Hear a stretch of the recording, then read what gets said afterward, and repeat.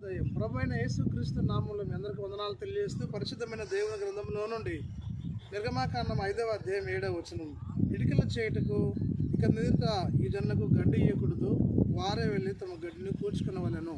నిజమే, దేవుని గ్రంథంలో రాయబడినటువంటి మాట.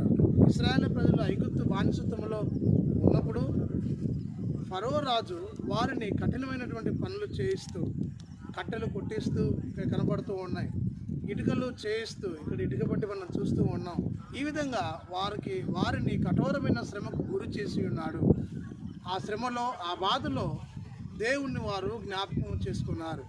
వారు ఆహారం తినడానికి కూడా సమయం లేదు. అలా కఠినంగా ఆ యొక్క ఫరో రాజు వారిని శిక్షించినప్పుడు మోషే మరి దేవుని సేవకుడిగా తాను మొరపెట్టాడు. అదేవిధంగా వారిని విడిపించాలని దేవుడు వారి ఆర్తనాదాన్ని విన్నాడు. వారికి విమోచన చేయాలని